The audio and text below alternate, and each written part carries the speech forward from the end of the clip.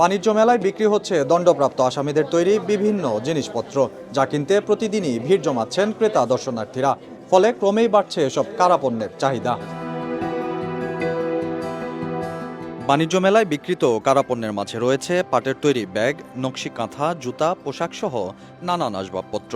স্বল্প দামে এসব মানসম্মত পণ্য পেয়ে খুশি ক্রেতারা। এখানে যে সব পণ্যগুলো দেখতেছি খুব ভালো লাগতেছে, কিন্তু এটা মেয়েরা যারা সংসার করে মেয়েরা দেখলে ভালো লাগবে, তারাই কিনতে পারবে। আমার কাছে লুঙ্গিগুলো খুব ভালো লাগছে, দেশীয় পণ্য এবং হচ্ছে হাতে বানানো লুঙ্গি, খুবই মানসম্মত, এই জন্য নিলাম আর কি। মূলত এক তো হচ্ছে আমরা আমাদের দেশের যারা বন্দী আছে তাদের বিষয়ে আমরা জানি না আসলে তারা কিভাবে থাকে। আমি যদি তাদের কোনো পণ্য ক্রয় করে থাকি এতে করে তাদেরই উপকার হয়, তাদের জন্য একটা হেল্পফুল, কারণ এর মাধ্যমে তারা তাদের পরিবারে কিছু সহায়তা পাঠাতে পারে আর কি। এখানে এসেছি কারণ এখানকার ওদের হাতের জিনিসগুলো আমার অনেক ভালো লাগে। এর আগেরবারও এসেছিলাম, আমি কিছু জিনিস নিয়েছিলাম, পাপোশ, এইবারও আসলাম। এই জন্য কুলাটা আসলে খুব ভালো লাগলো, এই জন্য এবার কুলাটা নিলাম। এবারের মেলায় 32টি কারাগারের কয়েদিদের তৈরি পণ্য প্রদর্শন করা হচ্ছে। কারাগারের ভেতরেই এসব পণ্য তৈরি করছেন কয়েদিরা।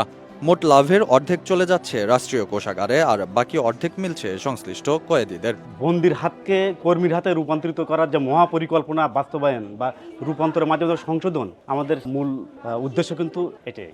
আর এখানে যে পণ্যগুলো আপনারা দেখছেন 300টির বেশি কিন্তু অলরেডি একটা পণ্য এখানে আর কি যে আমরা রেখেছি।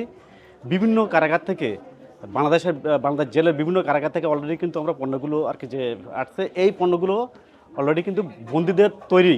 কয়েদিদের দক্ষ কর্মী হিসেবে গড়ে তুলতে নানা প্রশিক্ষণও দেওয়া হচ্ছে বলে জানান এই কর্মকর্তা। সবচেয়ে বেশি যে অগ্রণী ভূমিকা রাখবে এই পণ্যগুলো বিক্রি করার পরে যে অর্থটা আর কি আসবে, বন্দীরা অর্ধেক 50% কিন্তু তাদেরকে দেওয়া হবে, আর অর্ধেক যে টাকা, এই টাকাটা কিন্তু সরকারি রাজস্ব খাতে কিন্তু জমা হবে। আমরা বিভিন্ন প্রশিক্ষণের মাধ্যমে তাদেরকে কিন্তু যুগোপযোগী করি আর কি, যাতে তারা সমাজে বা দেশে ফিরে আত্মনির্ভরশীল, তারা নিজেরাই কিন্তু সেলফ কনফিডেন্স তাদের ভিতরে আসে।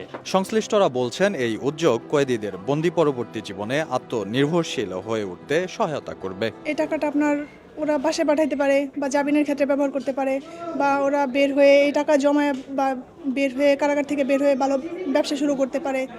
যেহেতু কারাগারে ট্রেনিং করানো হয়, ভালো আপনার সব কিছুই তৈরি করে বা এগুলো শেখানো হয়, তো বাহিরে এই টাকা দিয়ে টাকা জমায় ওরা ভালো ব্যবসা করতে পারে। সারা বাংলাদেশ থেকে কয়েদিবন্দি 12,000 কয়েদিবন্দি ওই কাজের উপর ট্রেনিং করানো হয়েছে। কাজে লাগে, কারণ এটা আপনার অন্য কোনো ইয়েতে এদের ঝুঁকে যেতে হয় না, অন্য কোনো কর্মক্ষেত্রে এই কর্ম দিয়ে এরা ভালোভাবে ফ্যামিলি চালিয়ে নিতে পারে। এর আগে 1 বছরে 12,000 কারাবন্দীকে প্রশিক্ষণ দিয়েছিল কারা অধিদপ্তর, যা তাদের বন্দী থেকে কর্মীতে পরিণত করে উঠতে সহায়তা করবে বলে দাবি সংশ্লিষ্টদের।